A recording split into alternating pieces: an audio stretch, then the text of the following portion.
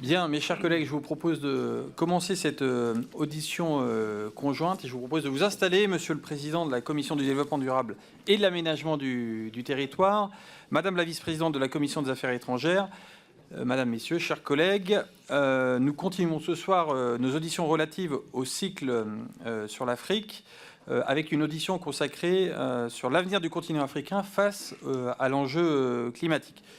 Nous avons la chance de mener cette audition conjointement donc avec la Commission du développement durable et de l'aménagement du territoire et la Commission des Affaires étrangères. Et donc je voudrais adresser un grand merci au président Zulesi et au président Bourlange d'avoir accepté cette audition conjointe. Et je me réjouis de ces échanges et de l'enrichissement qu'apporteront nos débats avec le point de vue et l'expertise des uns et des autres. Ce qui nous intéresse côté Commission de la Défense, c'est bien entendu les impacts sécuritaires du dérèglement climatique et notamment en Afrique, mais effectivement, il est toujours plus efficace de traiter les causes plutôt que les conséquences. Et donc, on aura l'occasion de traiter... Enfin, on remercie l'action énergique de la Commission du développement durable pour essayer de traiter le plus possible les causes du dérèglement climatique. Et je voudrais dire au passage que, contrairement à une idée reçue, les armées contribuent, en tout cas apportent leur part dans la lutte contre le dérèglement climatique, en essayant de veiller à la réduction de leur empreinte écologique. Voilà, le soldat est quelqu'un qui est proche de la nature, proche de son environnement, et sachez que les armées contribuent à cette lutte contre le dérèglement climatique. Et d'ailleurs, au niveau de la Commission du développement durable, n'hésitez pas à auditionner les armées pour les challenger à ce sujet-là. Elles font un véritable travail pour réduire leur empreinte écologique. Et je voudrais d'ailleurs vous signaler qu'à la Commission de la Défense, un excellent rapport a été fait par nos collègues Fievé et Santiago à ce sujet. Il y a beaucoup de choses à dire sur la manière dont les armées travaillent pour minimiser leur empreinte écologique. Et puis par ailleurs, pour les armées, souvent la préoccupation écologique rejoint une préoccupation opérationnelle, puisque être mieux intégré à son environnement, ça peut être aussi parfois être plus furtif, ça peut être aussi parfois limiter les convois logistiques de ravitaillement en énergie. Donc on peut à la fois être préoccupé par son environnement et aussi avoir un gain opérationnel. Voilà, au-delà des causes du changement climatique, ce soir, je pense que ce qui nous intéresse, ce sont les conséquences. Et ces conséquences, elles ont bien entendu des effets concrets, et notamment en Afrique, qui, même si l'Afrique contribue de manière marginale aux gaz à effet de serre, elle en subit pas moins les conséquences. Et les manifestations des bouleversements climatiques en Afrique sont violentes. Hausse des températures, sécheresse, migration climatique, érosion des côtes, risque d'affaiblissement des sols et inondations. Le major général des armées, l'amiral Vendier, dans le dernier numéro de la revue de défense nationale, notait que ces bouleversements d'ampleur croissante affectent la sécurité humaine dans leurs acceptations globales, alimentaires, sanitaires, économiques, environnementales, politiques et par conséquent sécuritaires. Et d'ailleurs, je vous invite tous à lire ce petit livret qui a été édité par l'état-major des armées, Changement climatique, quels enjeux stratégiques pour les armées. Et d'ailleurs, je le remets à mon collègue président, sans doute, qui pourra en faire la lecture.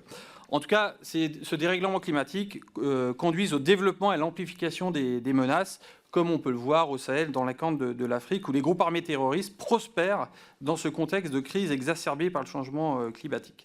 Pour débattre avec nous de cette thématique, nous avons le plaisir d'accueillir 3 experts et chercheurs que je remercie pour leur présence et leur disponibilité.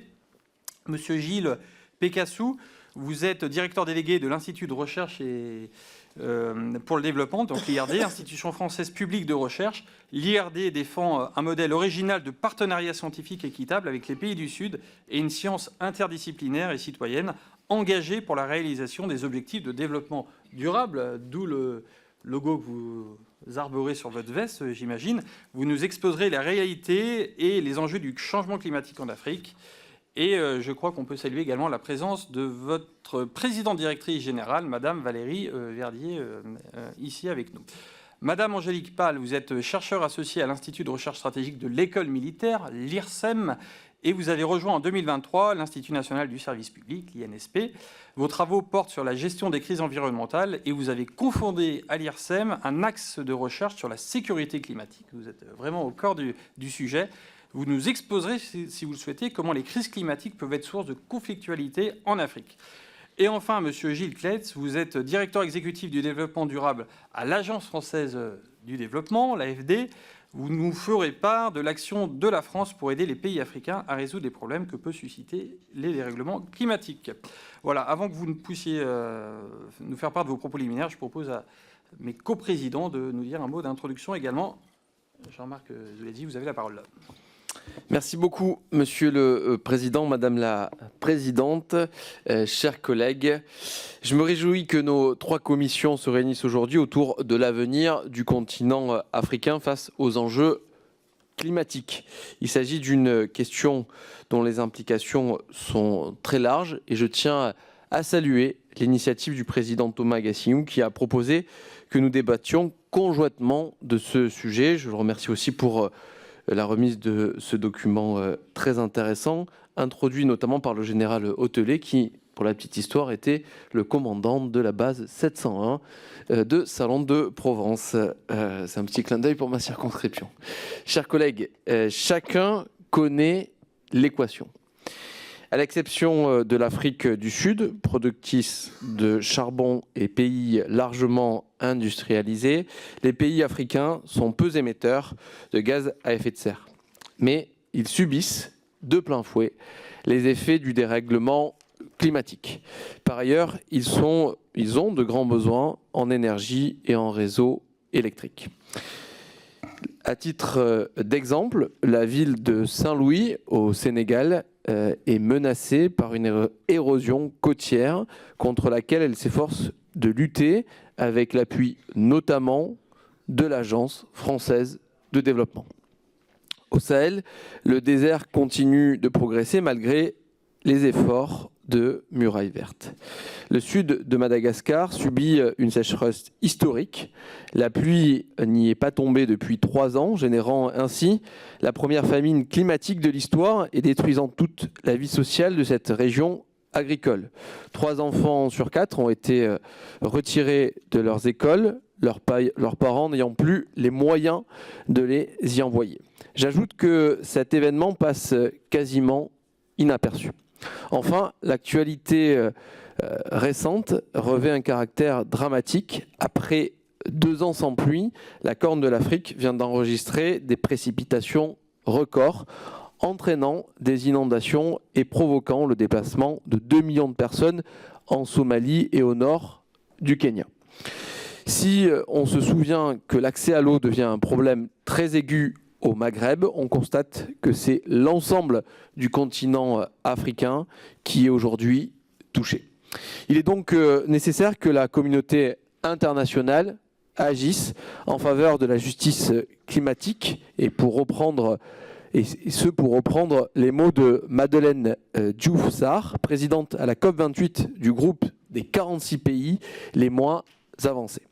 Celle-ci a salué la première avancée de cette COP, à savoir l'adoption du fonds pertes et dommages, mais attend qu'il soit abondé à la hauteur des pertes déjà subies et qui se chiffrent à des milliards de dollars. La question climatique en Afrique ne se résume toutefois pas aux seuls dommages. Les pays africains sont engagés dans un processus ambitieux de développement avec pour certains, comme le Maroc, le Sénégal ou le Kenya ou encore la Mauritanie, de réelles perspectives de progrès économique et social. Or, l'accès à l'énergie et le développement de réseaux d'électricité fiables conditionnent l'ensemble du développement de ce continent. Actuellement, celui-ci recourt aux énergies fossiles abondantes et à prix abordables et ne dispose toujours pas de moyens financiers et de l'ingénierie qui lui permettent de passer avec ambition aux énergies renouvelables. Pour la Commission du développement durable et de l'aménagement du territoire, l'une des questions du débat de ce jour porte sur les modalités et la méthode par laquelle le continent africain pourra s'engager vers cette mutation qui n'a rien d'évident, qui provoque même parfois des conflits d'usage, de dimension géopolitique, comme en témoigne la tension actuelle entre l'Égypte, le Soudan et l'Éthiopie, avec la construction par cette dernière du barrage Renaissance sur le Nil. J'espère que nos invités, que je salue, pourront nous apporter quelques pistes sur l'ensemble de ces sujets. Un grand merci à vous et je cède la parole à Madame Mireille Clapeau. Messieurs les présidents de la Commission de la Défense et du Développement durable, Madame et Messieurs, chers collègues, permettez-moi tout d'abord d'excuser l'absence du président Jean-Louis Bourlange aujourd'hui. Il aurait souhaité être parmi nous, mais n'a pu décommander d'autres engagements au titre de ses fonctions et m'a donc demandé de le représenter. Au nom de la Commission des Affaires étrangères de notre Assemblée, je me réjouis, me félicite de la tenue de cette réunion commune sur une thématique qui intéresse au plus haut point l'ensemble de mes collègues. Coïncidence de calendrier, sans doute non fortuite, nous abordons ce sujet au moment même où s'achève la 28e conférence des parties sur le climat, la COP28, qui doit déboucher sur des avancées pour le financement des pertes et dommages pour les pays les plus vulnérables, au premier rang desquels figurent les pays africains. Si l'Afrique est le continent qui contribue le moins aux émissions de gaz à effet de serre, 7% des émissions depuis le milieu du 19e siècle contre 45% pour l'ensemble des pays développés, l'Afrique est malheureusement l'un de ceux qui en subit le plus directement et massivement les conséquences. Le continent africain se réchauffe en effet plus vite que la moyenne mondiale, puisque ses températures ont augmenté de 1,4 degré depuis l'ère pré-industrielle, contre 1,1 degré à l'échelle du globe. À titre d'illustration, les pays d'Afrique de l'Ouest sont d'ores et déjà confrontés à des températures excédant en moyenne les 40,6 degrés pendant 2 mois. Cette canicule pourrait s'étendre sur 4 mois et demi à l'échéance de 2060 et sur plus de la moitié de l'année à la fin du siècle. Dans une publication du 30 août 2023, le Fonds monétaire international a mis en exergue que le changement climatique en Afrique y aggrave considérablement les conflits et les difficultés, telles que la famine, la pauvreté et les déplacements forcés. Selon cette même publication, d'ici à 2060, les décès liés au conflit pourraient augmenter de 14% dans les pays confrontés à une augmentation extrême des températures. Et cela concerne 39 pays abritant près d'1 milliard d'habitants et 43% des personnes les plus pauvres, dont la moitié se trouve en Afrique. Très concrètement, les pénuries d'eau pourraient déplacer jusqu'à 700 millions d'Africains au cours de la décennie. D'ores et déjà, la Corne de l'Afrique connaît sa pire période de sécheresse depuis 40 ans. Plus de 50 millions de personnes y souffrent de la faim. Parallèlement, jusqu'à 116 millions de ressortissants africains seront affectés par les dangers liés à l'élévation du niveau de la mer au cours de cette décennie. Les échanges de cet après-midi permettront, nous l'espérons, de mieux appréhender comment aider l'Afrique à faire face aux défis du changement climatique. Nous attendons également de cette réunion des précisions sur l'action et les initiatives d'ores et déjà engagées par notre pays, ses partenaires européens et occidentaux dans la lutte contre le dérèglement climatique sur le continent africain. En effet, les enjeux du changement climatique et de ses conséquences pour l'Afrique nous concernent, nous, très directement. Pas uniquement parce que les liens entre la France et le continent africain sont étroits et importants, mais parce que l'impact du dérèglement du climat en Afrique peut se répercuter jusque dans notre territoire hexagonal ou dans nos outre-mer, en océan Indien notamment.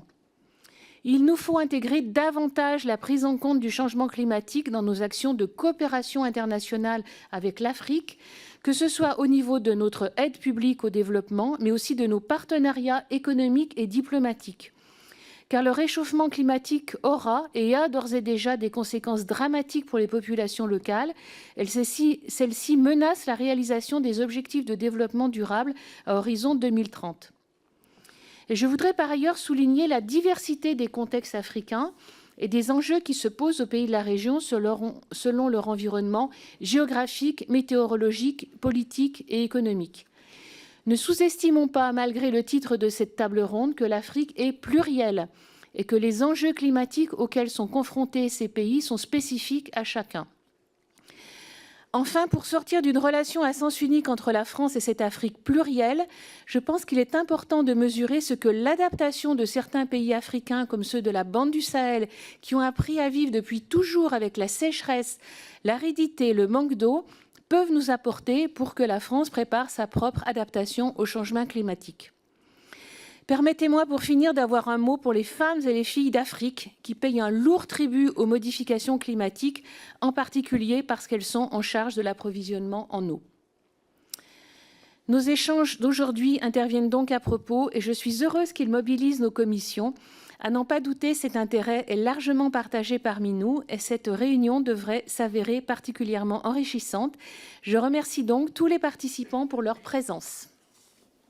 Merci Madame la Vice-Présidente, merci Monsieur le Président. La parole est désormais à Gilles Pécassou pour une durée maximale de 10 minutes.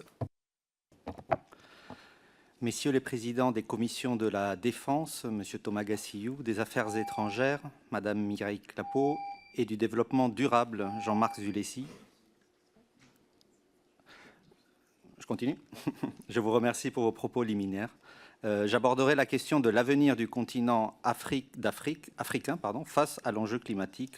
D'abord en dressant le constat scientifique des évolutions climatiques et de leurs conséquences. Vous avez, Madame la Présidente, commencé à le faire, en rappelant que la science est aussi un acteur de l'agenda d'adaptation du continent. Elle n'est pas là que pour faire du constat. Et en nous invitant, je dirais peut-être collectivement, à faire évoluer notre regard sur le continent africain. Et je voudrais saluer le choix qui a été fait par ces commissions d'élargir la focale des questions de sécurité et d'aborder aussi la politique africaine de la France dans toute sa richesse et sa complexité. Le constat établi par les scientifiques est univoque. Le chapitre 9 du 6e rapport d'évaluation du GIEC de 2022 souligne que le continent se réchauffe plus vite que la moyenne mondiale. Pas besoin d'y revenir. Le scénario d'évolution des émissions de gaz à effet de serre pessimiste apporterait une augmentation de plus 3,5 degrés dans certaines régions et au minimum de 2 degrés d'ici 2050. Les conséquences de ces dérèglements sont évidemment variables d'une région à l'autre du continent. Au Maghreb, dans les régions sud-ouest et côtières d'Afrique du Nord, les précipitations devraient diminuer, accentuant le risque hydrique, raréfiant l'accès à l'eau, accentuant les sécheresses et la désertification. À l'inverse, la partie est de la région sahélienne, l'Afrique de l'Est et l'Afrique centrale, voient d'ores et déjà une augmentation des précipitations et des inondations. Les régions côtières, en particulier de la Mauritanie au golfe de Guinée, ainsi que les archipels, sont confrontées à une élévation croissante du niveau de la mer qui pourrait aller jusqu'à 40 cm en 2050 par rapport au début du XXe siècle, exposant ces territoires aux érosions, aux intrusions salines dans les eaux douces, aux inondations et aux submersions. Or, d'ici 2030, entre 108 et 116 millions d'Africains vivront dans ces zones à risque. Ces bouleversements, auxquels s'ajoute la hausse de la fréquence et de l'intensité des catastrophes naturelles, l'érosion de la biodiversité, le bouleversement des écosystèmes, auront des conséquences importantes sur les conditions de subsistance des populations et sur l'habitabilité des territoires. Les pays côtiers d'Afrique de l'Ouest, par exemple, risquent de devenir très inhospitaliers, entre 50 et 350 jours par an à l'horizon 2060. Et on observe déjà des conséquences sur la santé des populations à travers maladies et malnutrition, émergence et transmission des zoonoses et des maladies à transmission vectorielle. Les changements de régime de précipitation mettent les systèmes alimentaires et hydriques sous très forte tension avec des conséquences sur l'agriculture et les pêcheries. Et cette raréfaction des ressources naturelles peut évidemment générer déjà des conflits d'usage à l'origine de tensions sociales et peut, on l'imagine, conduire à des affrontements à plus grande échelle. Le rapport « Les migrations climatiques internes dans les pays d'Afrique de l'Ouest » publié en 2021 par la Banque mondiale et auquel l'IRD a participé estime qu'on comptera jusqu'à 32 millions de déplacés climatiques internes dans la région d'ici 2050, sans mesures concrètes en matière de climat et de développement. Ce chiffre pourrait monter à 86 millions à l'échelle du continent. Or, on le sait, nous ne sommes pas dans les clous. Nous ne sommes dans les clous ni de l'accord de Paris, ni de l'agenda 2030. Le rapport mondial sur le développement durable, publié en septembre dernier, montre que les progrès sont faibles en Afrique dans l'atteinte des ODD. Il y a donc urgence à agir et pour cela, à appréhender les dynamiques dans toute leur complexité. Donc, pour la recherche, à se décloisonner des sciences de la Terre aux sciences humaines si l'on veut prévenir les déstabilisations socio-économiques et politiques du continent. Je le disais, au-delà du constat, l'enjeu est aussi de construire des solutions qui soient fondées sur des connaissances scientifiques Et c'est ce que l'IRD s'applique à faire depuis 80 ans maintenant, aux côtés de la communauté scientifique africaine. Ce modèle de co-construction sur le temps long n'est pas le plus aisé à mettre en œuvre pour faire avancer la connaissance, mais il a permis de renforcer les capacités scientifiques de nos partenaires et à travers eux de contribuer à faire émerger des solutions en phase avec leurs besoins. Et cela, on le fait avec la dotation annuelle qui est votée par ce Parlement et on le remercie.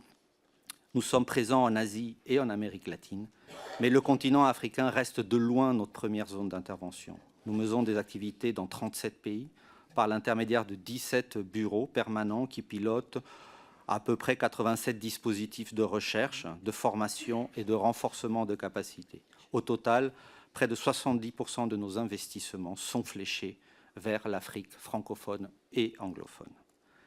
Laissez-moi vous donner quelques exemples d'observatoires et de laboratoires construits avec nos partenaires africains. Au sein de l'Observatoire hydrométéorologique de l'Afrique de l'Ouest, par exemple, les chercheurs de l'IRD et leurs partenaires observent depuis 35 ans les variations de la mousson au Sahel, apportant les précipitations indispensables aux récoltes et aux ressources en eau dont dépendent 300 millions de personnes. Le dérèglement climatique rend cette mousson moins prévisible. Les données relatives servent à l'orientation des politiques publiques de gestion des ressources en eau, comme au Niger, avec le plan national de gestion intégrée des ressources en eau. Deuxième exemple, et pour les exemples, j'en resterai là, des chercheurs de l'IRD ont démontré que la production du mil et du sorgho, principale culture vivrière d'Afrique de l'Ouest et dans les pays anglophones de la région des Grands Lacs, a déjà diminué de 15 à 20% ces 20 dernières années en raison des changements climatiques. Et les chercheurs de l'IRD travaillent au transfert de gènes de plantes adaptés afin de renforcer la résilience du mil et du sorgho. C'est une illustration concrète de la nécessaire adaptation des modèles agricoles rappelée à Dubaï par le président de la République il y a quelques jours. N'oublions pas non plus, et c'est mon troisième point, que le continent regorge d'atouts pour ouvrir une voie de développement originale et compatible avec les ambitions mondiales de zéro émission nette. La déclaration des dirigeants africains sur le changement climatique adoptée le 6 septembre 2023 à Nairobi a servi de base à la position commune de l'Afrique à la COP28 et revendique pour l'Afrique le potentiel et l'ambition d'être un élément central de la solution mondiale au changement climatique. Cela, à mon sens, appelle deux observations de ma part. La première, c'est l'importance d'investir dans la jeunesse africaine. Aujourd'hui, 62% des Africains ont moins de 25 ans et en 2050, 35% des jeunes dans le monde seront africains. C'est cette jeunesse qui portera l'agenda transformationnel des décennies à venir. Et nous l'accompagnons à travers des éléments de médiation scientifique afin de faire des jeunes des acteurs informés et engagés, en matière de formation, en finançant et encadrant des thèses, des écoles doctorales, des montages de masters, etc., et en soutenant l'innovation et l'entrepreneuriat.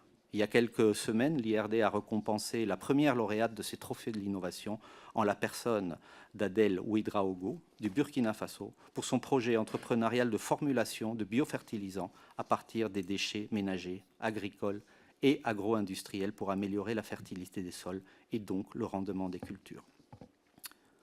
Le second atout majeur de l'Afrique tient à la richesse et au potentiel de ses ressources naturelles. La recherche ne dissocie pas climat et biodiversité. Comment les protéger et les rémunérer en mobilisant fonds publics et privés et l'ambition du Pacte de Paris pour les peuples et la planète, et tel est aussi l'objectif des plateformes pour la forêt, la nature et le climat visant à rémunérer les pays des 3 grands bassins forestiers pour leur engagement en faveur de la protection des réserves vitales de carbone et de biodiversité. L'IRD coordonne le volet scientifique de ces contrats politiques, dont 3 viennent d'être signés à Dubaï avec le Congo, la Guinée et la Papouasie-Nouvelle-Guinée.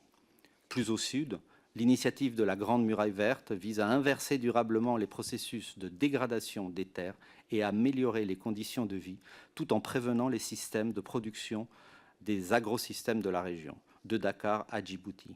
L'IRD coordonne un réseau interdisciplinaire de laboratoires français et étrangers ayant vocation à structurer, renforcer et visibiliser la communauté de recherche impliquée dans cette grande initiative sahélienne qui est avant tout une initiative africaine. Pour conclure, les changements climatiques sont un défi de taille, mais sont aussi une occasion de repenser nos modèles de développement, mais aussi le regard que nous portons sur le continent africain. Ce regard scientifique que l'on porte depuis la France doit aussi évoluer. Et notre histoire commune nous dote d'atouts que d'autres pays, partenaires européens ou compétiteurs stratégiques, n'ont pas. Nous avons investi historiquement dans des partenariats scientifiques relativement peu visibles, peu coûteux, et qui sont aujourd'hui autant de réseaux solides, car bâtis sur la confiance et tournés vers la réponse aux défis communs. Il est donc, je pense, important de les maintenir, y compris au Sahel, si nous voulons préparer l'avenir de la planète et nos relations avec le continent africain. Je vous remercie. Merci. La parole est désormais à Angélique Pal, chercheur associée à l'Institut de recherche stratégique de l'École militaire. Merci, Monsieur le Président. Mesdames et Messieurs, je vais commencer ma présentation en vous parlant du consensus scientifique sur le lien entre conflit et climat. Dans un deuxième temps, je vous présenterai deux exemples à partir des travaux du GIEC et à partir des travaux qui sont menés à l'Institut de recherche stratégique de l'École militaire sur la question de la sécurité climatique. Et enfin, dans un troisième temps, je voudrais conclure sur les effets du changement climatique sur la conduite des conflits en Afrique. Premier temps de cette intervention, un mot sur le consensus scientifique qui existe sur le lien entre conflit et climat. Ce consensus n'existe pas sur le lien entre changement climatique et guerre, au sens où la communauté scientifique se refuse à établir un lien de causalité directe entre le changement climatique et des guerres qui seraient jugées comme climatiques. Pourquoi ? Eh bien parce que la réticence à l'idée d'une causalité directe, elle vient du fait qu'entre le changement climatique et la guerre, il y a des sociétés et il y a, dans la plupart des cas, des États.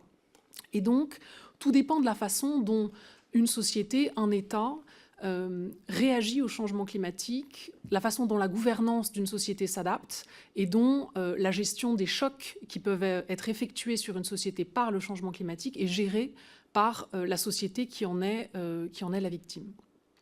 En revanche, il y a une confiance relative de la communauté scientifique dans le fait que le changement climatique est un risque pour la paix. C'est assez différent. Et ce risque est donc la conséquence de ces chocs qui sont produits sur les sociétés par les effets du changement climatique. Qu'est-ce que ça donne en termes, disons, de modèles, de liens entre conflit et climat?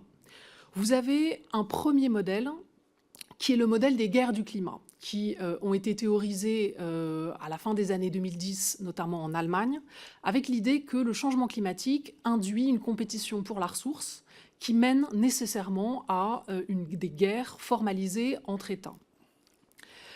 Il y a un deuxième modèle à l'extrémité inverse du spectre qui, lui, pose que l'absence de ressources conduit dans une certaine mesure à une absence de guerre formalisée, dans la mesure où les sociétés sont, elles, trop, disons, accaparées par la gestion des effets du changement climatique pour recourir à des conflits formalisés au sens de la guerre.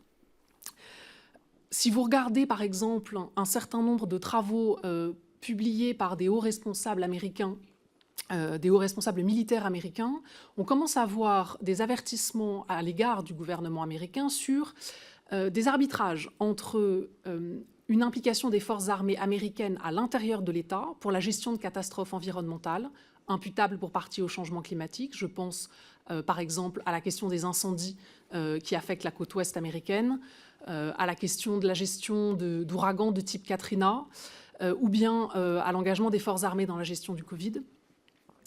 Et ce que disent ces hauts responsables militaires américains, c'est que le système militaire américain ne pourra pas s'engager de façon durable sur son territoire national sans le faire au détriment de sa capacité de projection.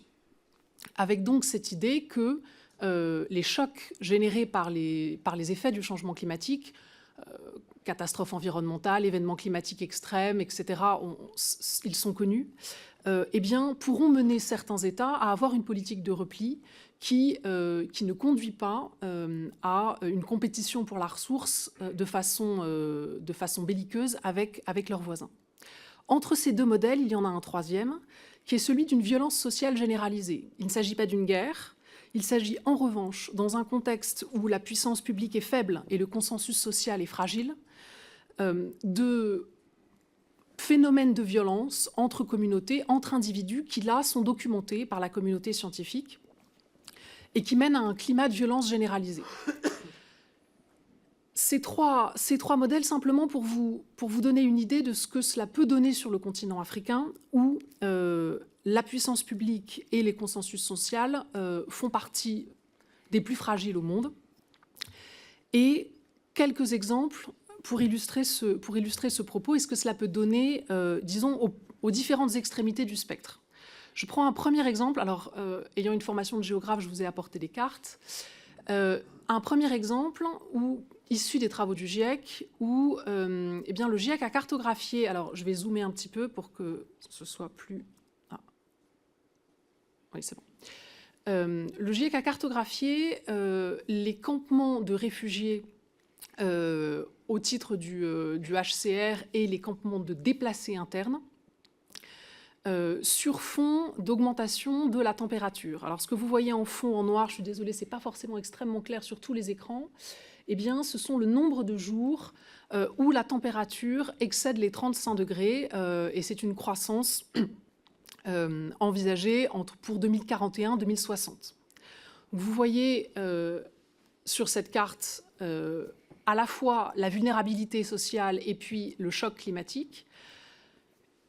La question étant, eh bien, dans quel sens joue la causalité? Est-ce qu'il s'agit d'une causalité génératrice de conflits ou est-ce qu'il s'agit au contraire d'une causalité génératrice d'effondrement qui conduit non pas à des conflits armés entre États, mais à des phénomènes de violence généralisée à l'intérieur de sociétés constituées? Deuxième exemple, qui cette fois-ci concerne le Sahel. Alors, cet exemple vient des travaux qui ont été menés collectivement à l'intérieur de l'axe de recherche sur la sécurité climatique de l'IRSEM, où nous avons essayé d'anticiper les effets des paramètres environnementaux sur la conduite des opérations au Sahel. Je décris rapidement cette carte qui superpose des effets de choc. Vous avez, alors c'est le figuré en pointillé, pareil, les espaces pour lesquels le GIEC anticipe d'ici 2040 une augmentation de plus de 30 jours par an à plus de 35 degrés. Vous voyez que ça couvre à peu près l'intégralité de la zone. Deuxième effet de choc, ce qu'on appelle le glissement des isoyètes. Les isoyètes sont des lignes de pluviométrie. Donc là, en l'occurrence, celles qui sont cartographiées sont un front de pluviométrie à hauteur de 200 mm par an, entre 1940 et 1967, d'une part, et puis entre 1968 et 2000, d'autre part. Vous voyez que ce front de pluviométrie recule vers le sud de la zone étudiée, avec donc des effets très importants sur les cultures, les possibilités d'élevage, le type de végétation disponible, etc. Troisième élément qui est cartographié et qui nous intéresse ici, eh bien, ce sont les espaces de surpâturage qui ont été identifiés par les chercheurs en sciences sociales, à la fois français et africains. Et vous voyez qu'on a une zone qui concentre ces trois chocs, qui est la zone autour de Gao, où la croissance des températures, le changement dans la pluviométrie et le surpâturage, eh bien, vont concentrer des effets importants sur les sociétés présentes dans cet espace. En quoi est-ce que cela nous intéresse dans une dimension conflictuelle? Eh bien, nous avons projeté cette cartographie sur le dispositif français au Sahel, et notamment sur les lignes d'approvisionnement, alors en l'occurrence l'approvisionnement en carburant. Vous voyez que la zone de Gao, qui concentre eh bien, à la fois des effets de température, des effets de surpâturage et des effets de pluviométrie, était l'un des plots importants de la logistique de l'opération Barkhane française. Et donc, cette carte, simplement, pour introduire l'idée que eh bien, ce changement climatique qui a des effets sur la paix en Afrique et des effets de déstabilisation sur les sociétés, eh bien, il a aussi des effets sur la façon dont les conflits sont conduits et seront conduits dans la zone. Le changement climatique affecte aussi les armées, il affecte la conduite des opérations. Si on passe en revue de façon assez rapide les effets qui peuvent être listés, eh bien, qu'il s'agisse de façon très pratique sur le terrain du poids du pactage, qu'un soldat est capable de transporter, des horaires auxquels une opération peut être menée dans des conditions à plus de 35 degrés, 30 à 150 jours par an, ou de la capacité de refroidissement d'un véhicule, de sa capacité à s'approvisionner en carburant pour effectuer le refroidissement nécessaire, des plots sur lesquels les réparations peuvent être effectuées dans des conditions de température qui soient acceptables, etc., eh bien, on peut d'ores et déjà dire que les effets du changement climatique sur les conflits déjà existants en Afrique seront importants, à la fois sur un plan stratégique, parce que eh bien, les zones conflictuelles peuvent être affectées par les effets du changement climatique au sens où elles peuvent être amenées à évoluer, à la fois parce que les phénomènes de violence à l'intérieur des sociétés peuvent être appelés à se multiplier, mais aussi parce que eh bien, les effets du changement climatique sur la conduite des opérations sont d'ores et déjà et seront importants. Voilà. Je vous remercie pour votre attention et puis je rends le micro. Merci beaucoup. La parole est désormais à Gilles Keitz. Merci, messieurs les présidents, madame la vice-présidente, messieurs et madame les députés. C'est un plaisir donc de joindre la voix de l'Agence française de développement à ces travaux, votre opérateur de solutions, je dirais, en Afrique. Et je vais vous montrer en 10 minutes, j'espère ne pas oublier d'éléments principaux, comment nous sommes impliqués pour mettre en œuvre des solutions d'adaptation, des solutions d'atténuation, des solutions de renforcement de la résilience des territoires, des populations, des États, des communautés locales dans les différents contextes d'une Afrique plurielle, très différente, du Sahel aux côtes de la Golfe de Guinée, à l'Afrique de l'Est et à l'Afrique australe. Les besoins de financement du continent africain sont énormes et très substantiels. Le FMI les chiffre à plus de 400 milliards de dollars pour la période 2021-2023, en particulier pour faire face aux impacts du changement climatique. Les coûts croissants liés à l'adaptation au changement climatique s'ajoutent à cette estimation entre 50 et 80 milliards par an qui sont nécessaires.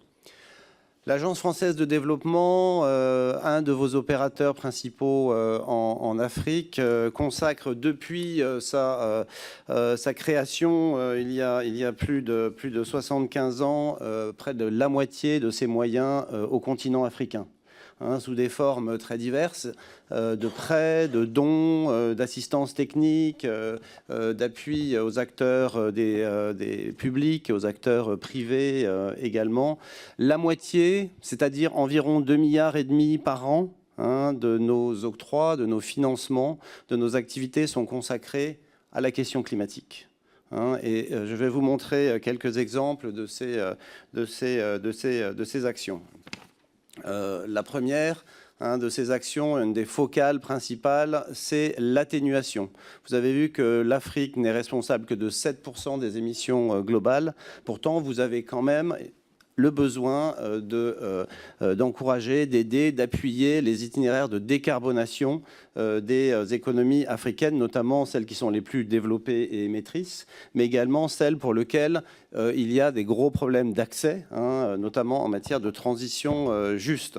Donc nous avons de nombreux projets sur les énergies renouvelables, en géothermie, en solaire, en éolien, sur l'efficacité énergétique des bâtiments. Nous avons également beaucoup de financements d'infrastructures durables et résilientes, par exemple le TER à Dakar, avec une grosse économie d'émissions par rapport évidemment à des systèmes de véhicules à moteur thermique.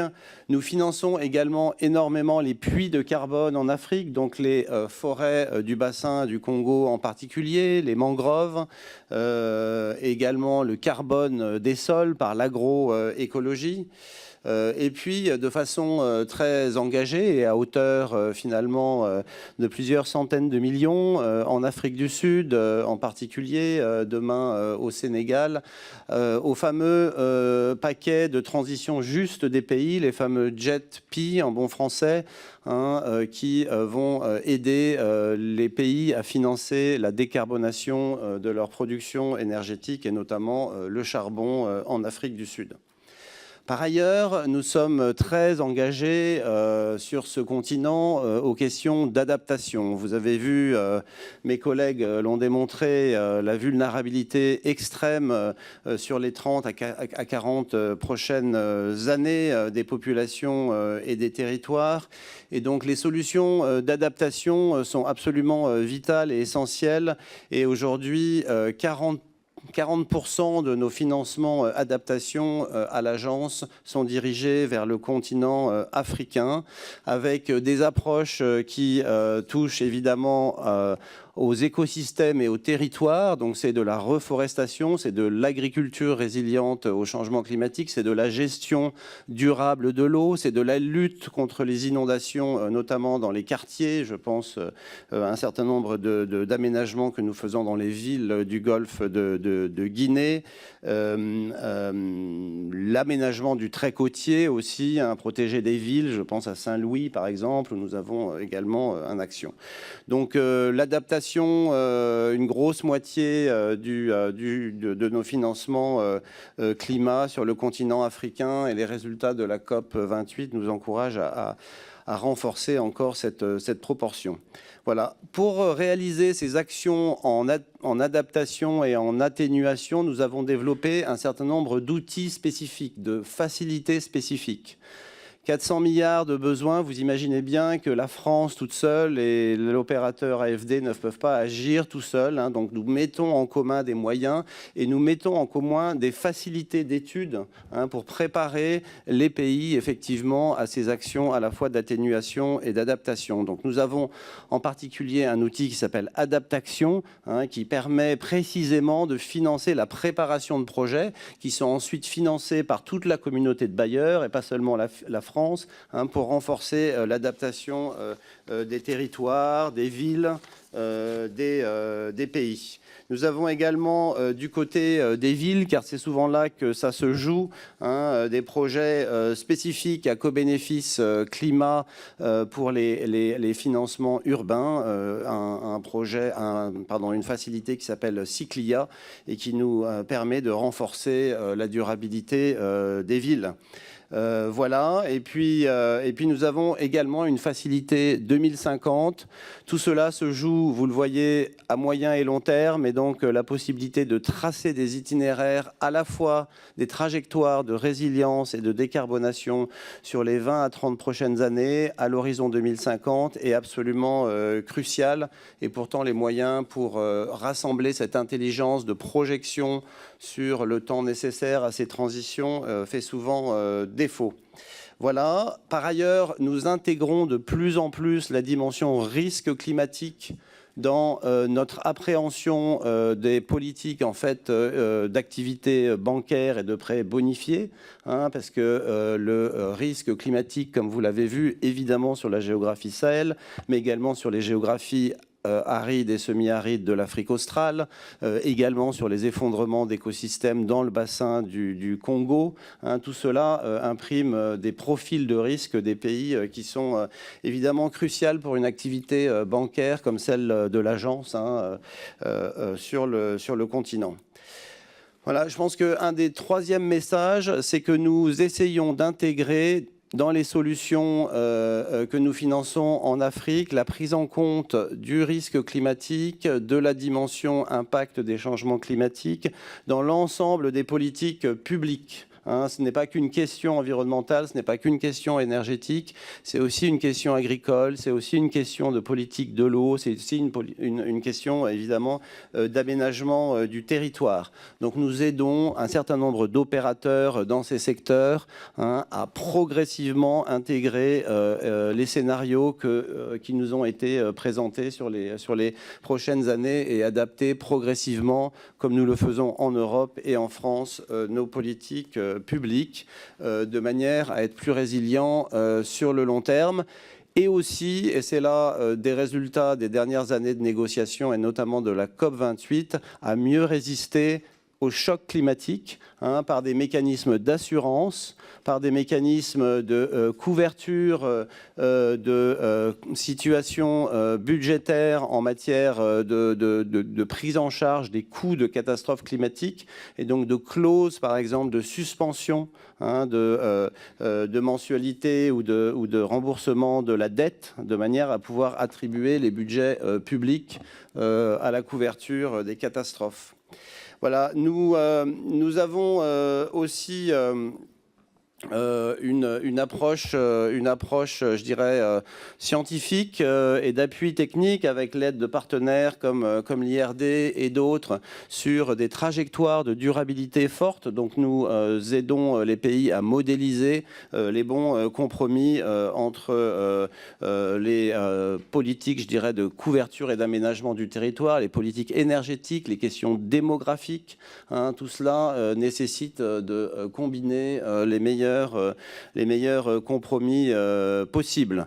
Voilà. Ensuite, peut-être dire simplement que l'Afrique n'est pas seulement un récipiendaire d'aide, l'Afrique se mobilise de façon très puissante sur le changement climatique en ce moment et on l'a vu avec un sommet Afrique-Climat à Nairobi avec des voix extrêmement fortes et cohérentes qui se sont engagées sur une croissance verte, sur les emplois verts, sur les ENR de façon extrêmement convaincante, une Afrique solution que nous appuyons très fortement et qui a pu s'exprimer à la COP28 et que nous avons soutenu, par exemple, avec les paquets forêts sur les country packages, avec un financement sur les infrastructures résilientes, avec ce Global Shield qui est un instrument donc, de bouclier assurantiel pour les pays, etc.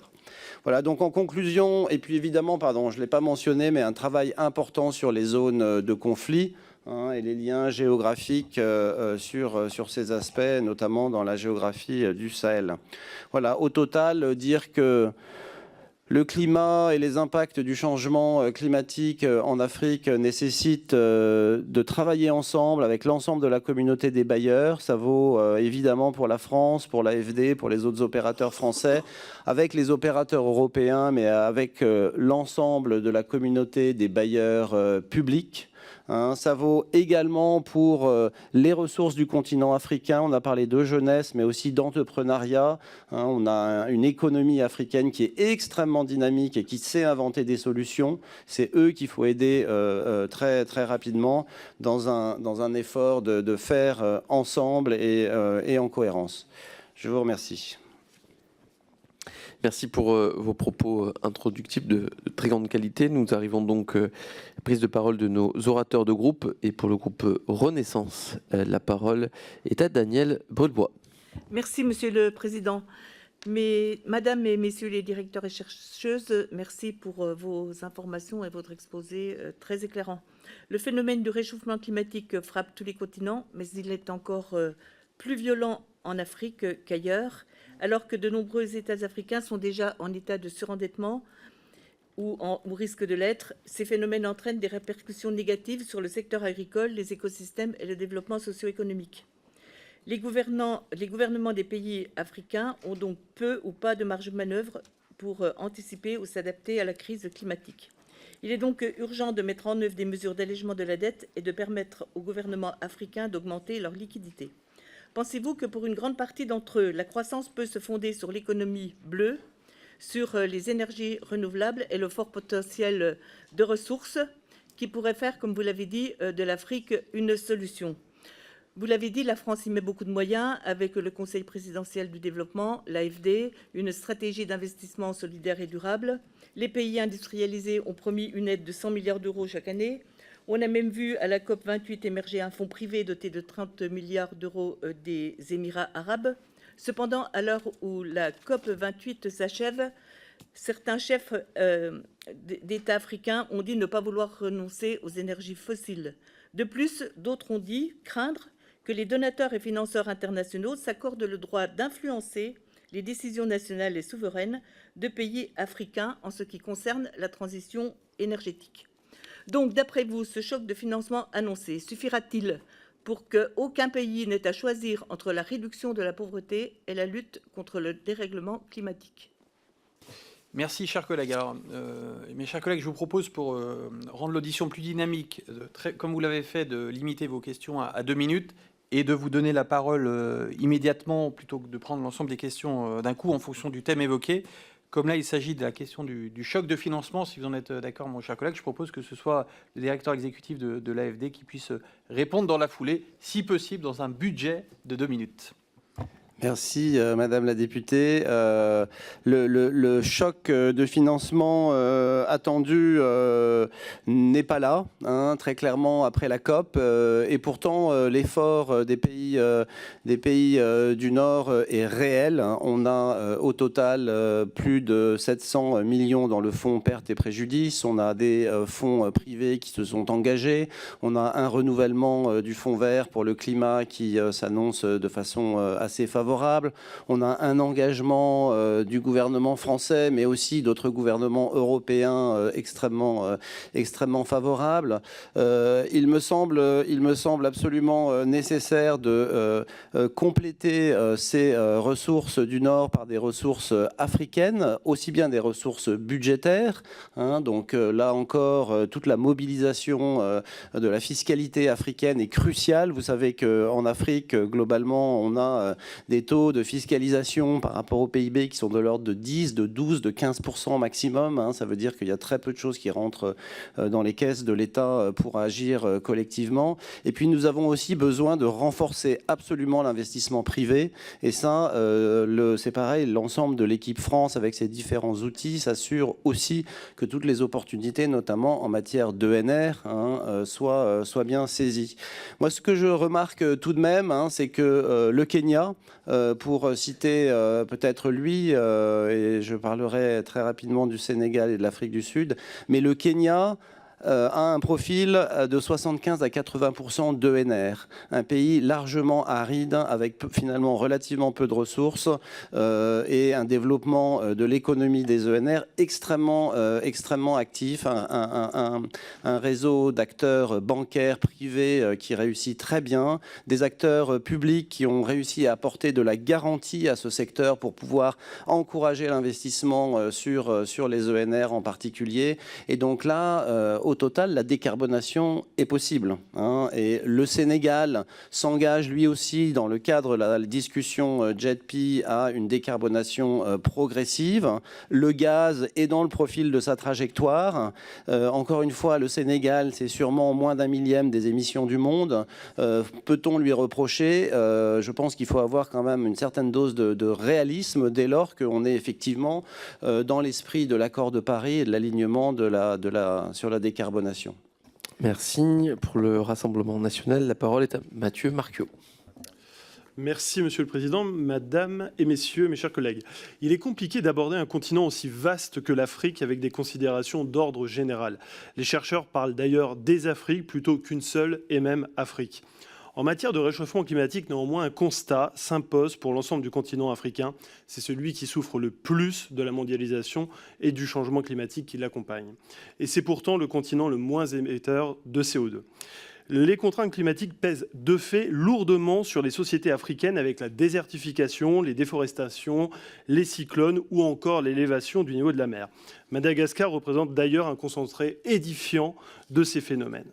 Les conséquences sont lourdes. Le changement climatique renforce l'insécurité alimentaire et nutritionnelle déjà élevée avec la crise Covid et la guerre en Ukraine qui ont entraîné, comme vous le savez, une diminution des importations alimentaires et un enrichissement des engrais. Ces phénomènes ont pour corollaire de forts enjeux sécuritaires. Au sein des pays d'Afrique, le pastoralisme, qui représente 20% de l'économie africaine, est menacé par le réchauffement. La communauté Peul de la bande sahélienne s'arme pour faire face au vol de bétail, avec comme conséquence une hausse des violences. Si l'on songe que le pastoralisme concerne 250 millions de personnes, on mesure pleinement les défis de stabilité et de sécurité des sociétés africaines. Le réchauffement climatique et ses conséquences incitent également une part croissante de la population africaine à l'immigration avec les défis qu'on le connaît déjà. Pourtant, l'Afrique est en effet une partie de la solution pour limiter les effets du réchauffement climatique. Le bassin du Congo, deuxième poumon de la planète, absorbe à lui seul l'essentiel des émissions de CO2 émises par les véhicules de la planète. Le continent reste également un réservoir exceptionnel de biodiversité. Dans ce contexte, j'aurais 2 questions à vous poser. La première porte sur l'impact du réchauffement climatique sur les tensions interétatiques et intraétatiques. Des États sont-ils susceptibles d'entrer en conflit en raison des conséquences du réchauffement ou des guerres civiles sont-elles à craindre pour ces mêmes raisons? Et la deuxième, porte sur le bassin du Congo que j'évoquais précédemment, alors que l'Amazonie subit une lourde déforestation. Ce poumon africain si précieux pour la planète est-il lui aussi? Merci. Je vous laisse le soin de répondre dans un temps limité. Merci beaucoup. Monsieur, je vous en prie. Parfait. Merci pour cette question. Sur le plan de l'impact sur les conflits interétatiques et intraétatiques, donc, comme je vous l'évoquais précédemment, il n'y a pas de modèle de prédiction d'une guerre climatique. C'est-à-dire qu'on ne peut pas affirmer dans quelle mesure est-ce que le changement climatique va générer ou non un conflit, puisque tout dépend de la réaction de l'État concerné. Ce qui commence à exister en revanche, ce sont des débats scientifiques sur les effets du changement climatique sur certains conflits. Je pense par exemple au conflit syrien, avec là des débats au sein de la communauté scientifique pour savoir dans quelle mesure est-ce qu'un certain nombre de sécheresses qui ont touché une partie du pays dans les années précédant le conflit auraient pu avoir un impact sur des déstabilisations de la société syrienne et alimenter une partie du conflit. En revanche, impossible de vous dire changement climatique égale guerre. De même, sur l'impact intra-étatique, on sait que le changement climatique conduit à une augmentation des violences à l'intérieur des sociétés, ça c'est documenté. En revanche, la prédiction sur un État particulier en vous disant, voilà, dans tel État, on peut prédire de façon certaine que dans 10, 15, 20 ans, eh bien, il va y avoir une déstabilisation forte de l'État, impossible à prédire, parce que c'est déresponsabiliser l'État et c'est déresponsabiliser la société qui est considérée. Et donc, vous n'aurez pas ce type de modèle de prédiction. Voilà. Monsieur Pécazou. Oui, peut-être sur la question du Congo, effectivement, le bassin forestier africain est important, non seulement pour l'Afrique, mais pour toute la planète. Et donc, très rapidement, on s'est rendu compte qu'il était dans l'intérêt de tout le monde d'avoir une sorte d'offre consolidée à l'échelle des 3 principaux bassins, celui d'Asie, autour de l'Indonésie, le bassin amazonien et le bassin africain. Le problème, c'est qu'on part de points différents. C'est-à-dire que l'Amazonie, c'est évidemment très grand, mais je dirais l'éveil, la conscientisation des risques date d'il y a 20-30 ans. Je dirais, sur la déforestation en Amazonie, on parle des années 80-90, donc il y a eu, je dirais, un effort de mobilisation financière, notamment avec la Norvège, qui a mis beaucoup d'argent dans le fonds Amazonie de façon à financer quelque chose qui soit utile en termes de déforestation, de façon à rémunérer l'État brésilien lorsqu'il il se fixe des limites en termes de déforestation. Là, sur l'Afrique, on part d'éléments un peu différents, ne serait-ce que parce que les États africains ne connaissent pas encore la richesse de leur biodiversité et, je dirais, leur stock, pour utiliser ce terme. Et donc, c'est en ce sens que la science est là, et c'est le point de départ pour les aider à, je dirais, comprendre un peu mieux ce qu'ils doivent faire. Mais les défis sont énormes. La mise en place d'aires protégées passe une cartographie, des données fiables d'un point de vue scientifique, donc des données satellitaires. La mise en place de crédits carbone ou de certificats de biodiversité doit se baser sur des données ouvertes, accessibles, et qui nécessitent, pour être générées, la mise en place d'infrastructures d'observation, donc la formation de personnes qui soient capables de les traiter. Donc on part d'un peu plus loin, je dirais, pour le bassin africain, mais l'importance est dans l'esprit de tout le monde. Merci. Pour le groupe La France Insoumise, la parole est à Gabriel Amar. Merci, présidente, collègues, intervenants. 2 minutes, c'est bien peu, mais bon, il faut d'abord rappeler que le continent africain subit de manière disproportionnée les effets du changement climatique. D'après l'Organisation météorologique mondiale, l'Afrique, dans son ensemble, est responsable de moins, vous l'avez rappelé, 7% des émissions globales, alors qu'elle abrite 17,5% de l'humanité. Toutefois, les conséquences du réchauffement climatique sur les populations du continent sont implacables. Les inondations qui ont touché la Corne de l'Afrique depuis le mois de novembre en témoignent. Plus de 200 personnes sont mortes et on dénombre pas moins de 2 millions de déplacés au Kenya, en Somalie et en Éthiopie. En septembre dernier, c'est la Libye qui a subi des inondations terribles causant la mort d'au moins 11 000 personnes d'après l'Organisation des Nations Unies.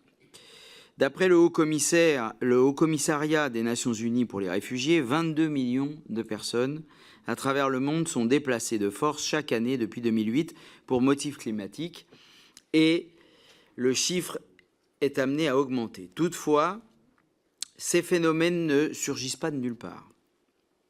Le dérèglement climatique n'est pas un coup du sort, mais bien le résultat du développement européen, capitaliste et colonial qui s'est fondé sur le pillage des ressources naturelles et du vivant. Ce néocolonialisme a la vie belle, par exemple, avec les projets d'extraction d'hydrocarbures, climaticides en Tanzanie ou en Ouganda, menés par le groupe Total. Ce projet se conduit contre les écosystèmes et la biodiversité. Le gouvernement accorde un blanc-seing à ces projets destructeurs en symbolisant le pire de la France-Afrique en accordant la Légion d'honneur à M. Pouyanné, PDG de Total. Pensez-vous qu'il faille mettre un terme à ces politiques pour que l'Afrique puisse enfin commencer à faire face à l'enjeu du dérèglement climatique? Merci. Madame, Monsieur, je vous laisse le soin de répondre.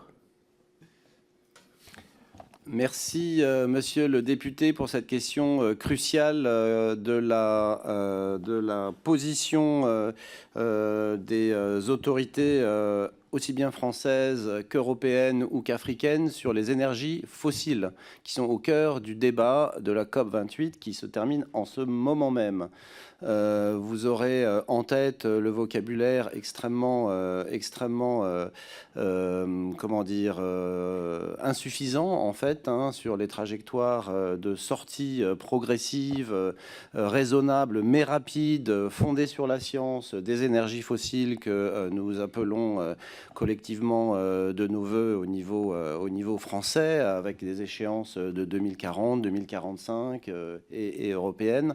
On en est loin dans le consensus international et on a précisément à faire avec évidemment ce débat qui touche de plus en plus durement, je dirais, nos choix politiques un petit peu partout dans le monde. Pour ce qui est du dispositif français, vous avez en tête des décisions de ne plus financer d'énergie carbonée fossile. L'AFD a exclu tout financement des énergies fossiles dans son portefeuille et nous avons par ailleurs donc une situation d'alignement à 100% sur l'accord de Paris. Donc cela veut dire que l'ensemble des financements, les 12 milliards et quelques que nous engageons chaque année, doivent être compatibles avec des trajectoires de bas carbone et que la moitié de nos financements doivent générer des co-bénéfices mesurables en termes de tonnes de CO2 évitées, d'adaptation renforcée, etc. Donc le dispositif public, il est déjà aligné sur le schéma qui se dessine derrière votre question, monsieur le député. Par contre, il y a la réalité d'une industrie pétrolière et fossile à travers le monde qui continue effectivement, pour vous dire ma pensée personnelle, de prioriser la rémunération des actionnaires par rapport à un intérêt international urgent qui fait l'objet des différentes COP. Merci. Pour les Républicains, la parole est à Jean-Louis Thériault. Merci, Monsieur le Président, Mesdames les Présidentes, mes chers collègues. Vous nous avez fait un exposé tout à fait passionnant sur les conséquences extrêmement graves de ce réchauffement climatique en Afrique. La présentation que vous avez faite, Madame Paille, sur cette question de la causalité entre le réchauffement climatique, les guerres du climat ou la conflictualité globale est évidemment très, très éclairant. Il y a un sujet qui résulte directement du réchauffement climatique, c'est le phénomène des migrations, puisque ne serait-ce que par le conflit autour des ressources, autour de l'eau, autour de tous ces éléments-là, on a des populations qui sont amenées à bouger avec la tragédie que cela peut représenter pour les populations elles-mêmes. Ce sont les migrations intra-africaines et ce sont aussi des migrations qui viennent évidemment vers l'Europe avec les enjeux que l'on connaît aussi et sur lesquels l'Assemblée nationale a été amenée à se prononcer ou ne pas se prononcer hier.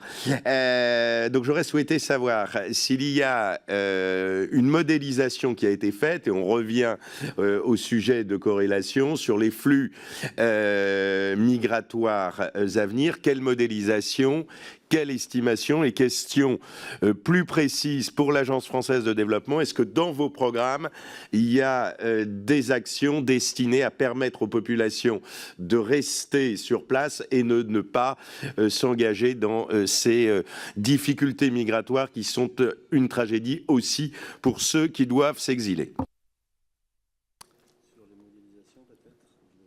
Peut-être sur les modélisations, Madame, prenez la parole et puis vous compléterez.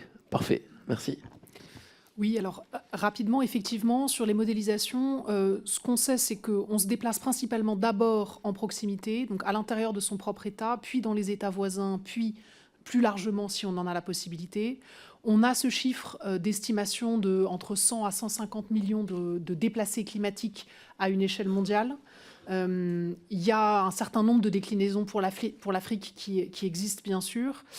Ce qui est moins étudié, mais qui existe également, c'est finalement le frein à la mobilité, au sens où on parlait par exemple tout à l'heure des populations Peul. On a aussi des cas dans lesquels le changement climatique vient empêcher des mobilités existantes qui sont source de conflictualité à l'intérieur d'une société. C'est-à-dire que des populations qui se déplaçaient initialement vont être contraintes de se sédentariser, ce qui est source d'un certain nombre de conflits entre communautés.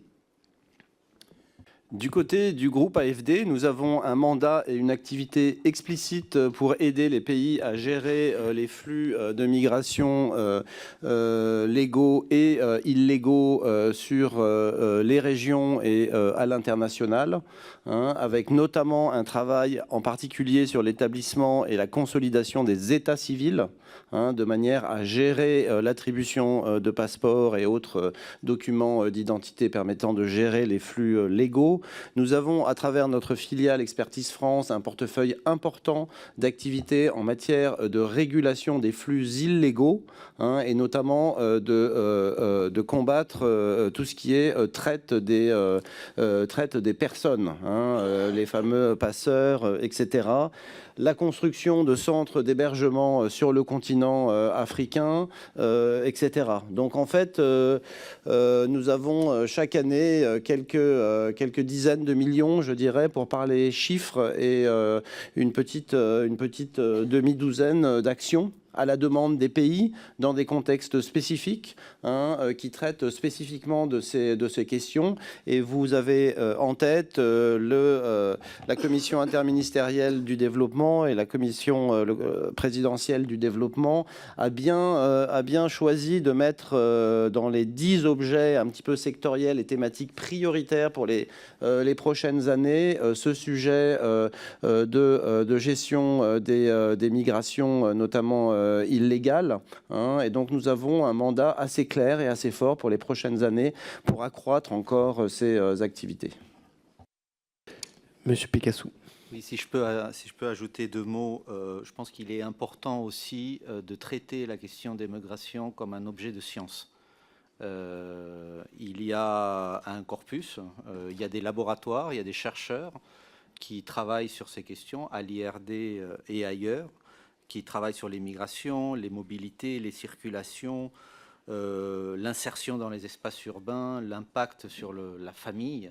Et je dis ça, c'est important parce que, je veux dire, si on fait de la science dure d'un côté, sans faire le lien avec l'impact que le changement climatique a sur les populations et leur mobilité, on aura du mal à arriver avec des solutions qui soient adaptées. Donc il faut avancer, je dirais, des 2 côtés si on veut être sérieux dans notre souhait d'apporter des réponses aux défis climatiques. Ce corpus existe, il faut le développer. Merci. Pour le groupe démocrate, la parole est à Bruno Fuchs. Merci, Madame la Présidente, Messieurs les Présidents, Madame et Messieurs les intervenants. Merci pour vos interventions très complémentaires et très cadrées. Ça a été dit, l'Afrique est très faible contributeur de gaz à effet de serre, mais le premier continent impacté par les effets du bouleversement climatique. Les conséquences négatives affectent tous les secteurs vitaux, agriculture, élevage, santé, énergie, environnement. À ce titre, les pays d'Afrique subsaharienne subissent notamment la baisse des ressources en eau, la dégradation des terres, l'extension des zones arides, la réduction de moitié des rendements de l'agriculture pluviale, mais aussi la baisse drastique des nappes oasiennes et des inondations dans les zones côtières qui abritent 30% de la population. Les défis, ça a été bien expliqué, bien sûr, par ces changements climatiques en Afrique vis-à-vis des activités humaines et de la préservation des ressources naturelles, seront exacerbés par une croissance démographique qui, si elle accentue encore les enjeux et l'urgence, ajoute aux difficultés de la mise en œuvre auprès des populations. Il importe donc de trouver des solutions. Et à ce titre, l'économiste en chef de la Commission économique pour l'Afrique des Nations Unies, Anan Morsi, le continent dispose d'abondantes ressources en énergie renouvelable et représente 40% de l'irradiation solaire. La France a mobilisé à elle seule 6 milliards d'euros par an, dont 2 milliards pour l'adaptation. Elle a ainsi montré un exemple significatif de sa contribution à l'engagement collectif de 100 milliards de dollars par an issus des accords de Paris. Vous l'avez dit, il faut aller plus loin, je crois que ça a été dit à plusieurs reprises. Aussi, il faut compter sur la mobilisation des acteurs privés pour être inventifs et efficaces. Et ma question est donc la suivante. Existe-t-il, selon vous, à moyen plus long terme, un modèle de croissance verte et inclusif qui soit capable de doubler la production agricole actuelle pour nourrir les populations africaines aujourd'hui et surtout demain, un modèle qui intègre donc la croissance démographique exponentielle tout en restaurant la résilience des écosystèmes et en préservant l'accès aux ressources naturelles, particulièrement à l'eau potable. Merci. Bon, une question globale, peut-être. Je vous en prie, Monsieur Klentz. Merci. Une question qui va droit au cœur de l'agronome et de l'écologue que je suis, donc qui va vous répondre à la fois techniquement et puis à la fois politique publique. Techniquement, nous investissons beaucoup la diplomatie française, l'AFD, les organismes de recherche, l'IRD, le CIRAD, dans l'agroécologie, comme un modèle de productivité, un modèle de résilience, un modèle d'intensité de travail. Il s'agit aussi d'employer la jeunesse africaine sur des emplois décents, modernisés, à l'accès digital aussi et aux services numériques. Et donc, par ailleurs, efficient en termes d'usage de l'eau. Donc, ces solutions que nous déployons à travers la grande muraille verte et ses différentes déclinaisons nationales. Donc oui, sur les terroirs agricoles, une des solutions, sans être, je dirais, comment dire, monomaniaque hein, sur l'agroécologie, je pense que c'est réellement, notamment dans les écosystèmes de savane relativement secs, c'est une vraie solution d'intensification qui requiert toutefois hein, des filières bien en place d'approvisionnement en intrants malgré tout. Hein, donc il faut aussi plus d'engrais en Afrique d'une façon générale et ce n'est pas incompatible avec de la durabilité et écologique. Et puis en matière de politique publique, nous pensons aussi avec l'ensemble de l'équipe France au rôle important des TPE et des PME. Vous avez peut-être en tête sur l'Afrique de l'Ouest à peu près 75%, 80% des emplois sont liés à l'alimentation et à la production agricole.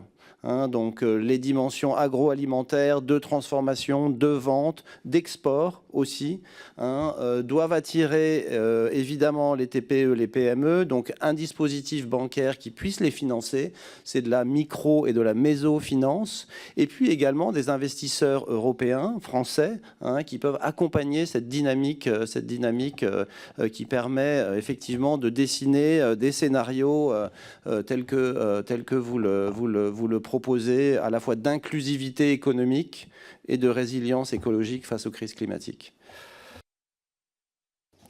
Peut-être en complément, une partie de la solution vient du lien que l'on fait entre recherche et développement. C'est-à-dire qu'on fait de la recherche pour améliorer la résilience de l'outil agricole africain, mais l'important c'est de le faire, je dirais, en lien avec la communauté scientifique africaine. Parce qu'une fois qu'on aura, je dirais, les outils et les solutions peut-être, il y a aussi un autre enjeu qui consiste à s'assurer que ce qu'on propose va être adopté par les agriculteurs. Et ça, c'est pas la partie la plus facile de la vie de nos laboratoires en Afrique et en France aussi, puisqu'on a des laboratoires en France qui travaillent directement sur ces questions-là.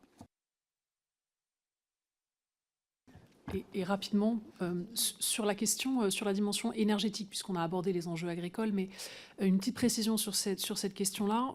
Il faut faire attention, à mon sens, à ne pas projeter sur le continent africain un modèle de développement d'une énergie décarbonée qui serait celui utilisé notamment dans les pays européens ou aux États-Unis. Au sens où on a par exemple notre politique de décarbonation européenne, elle se fonde beaucoup sur l'utilisation de l'électricité et sur l'interconnexion de nos réseaux européens d'électricité qui sont extrêmement développés, très maillés, très denses et qui ont consommé beaucoup de ressources pour leur construction. C'est un modèle qu'on ne peut pas répliquer sur le continent africain pour des questions de disponibilité de la ressource et aussi pour des questions d'inertie, de temps de construction des réseaux, et de conditions environnementales.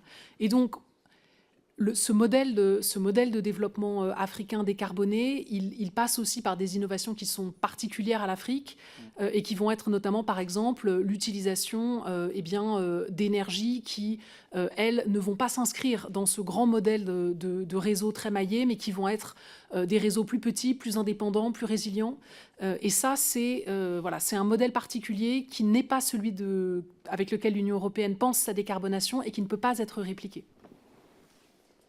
Merci. Pour le groupe socialiste et apparenté, la parole est à Gérard Le Seul. Merci, Président. Messieurs les présidents, Madame la vice-présidente, Mesdames, Messieurs les intervenants, le continent africain qui pâtit de manière disproportionnée du changement climatique est confronté à des enjeux majeurs pour son développement, vous l'avez dit, et les effets de ce changement vont renforcer l'ensemble des difficultés et risquent de mettre sur le chemin de l'exil des centaines de milliers de personnes. L'agriculture, qu'on a déjà évoquée, est à la base de des moyens de subsistance et des économies nationales en Afrique fait vivre plus de 55% de la population active. Mais à cause du changement climatique, la croissance de sa productivité agricole a chuté depuis 1961 de plus de 34%. Vous l'avez dit, le coût de l'adaptation au changement est élevé car l'ensemble des actions de développement subiront de plein fouet les conséquences d'un climat déréglé dans les secteurs de l'eau, de l'agriculture, de la pêche, bien sûr, mais aussi dans d'autres domaines, construction, ce que vous avez évoqué aussi sur les infrastructures notamment. Par conséquent, comme vous l'avez évoqué, tous les programmes de développement doivent désormais prendre en compte ce changement climatique. Au global, et d'après l'ONU, le financement de l'adaptation au climat ne représente qu'une goutte d'eau dans l'océan dont a besoin le continent. Plus de 50 pays africains ont récemment estimé leur contribution déterminée au niveau national à la lutte contre ce changement climatique. Pour mettre en œuvre ces contributions, il faudrait près de 2800 milliards de dollars entre 2020 et 2030. En tout cas, c'est ce qui a été chiffré. Donc ma première question est un peu naïve et globale. Comment peut faire l'Afrique face à ce gigantisme de la demande? Et puis avec les collègues de mon groupe socialiste, et depuis plusieurs années, nous soutenons l'idée du déploiement d'une grande muraille verte sur près de 8000 km du Sénégal à Djibouti. Vous l'avez évoqué tout à l'heure. Ce projet, on le sait, vise entre autres à stopper l'avancement du désert vers le sud du continent tout en développant des zones de développement responsables au cœur du désert. Mais d'après nos informations, il semblerait que le projet n'a pas atteint son objectif et il semble exister plusieurs freins à son déploiement. Outre le sujet de sa gouvernance, la question principale peut être posée, celle de l'engagement financier des États occidentaux. Donc nous aimerions vous entendre sur ce sujet un peu plus en détail que vous l'avez évoqué précédemment. Je vous remercie par avance. Merci.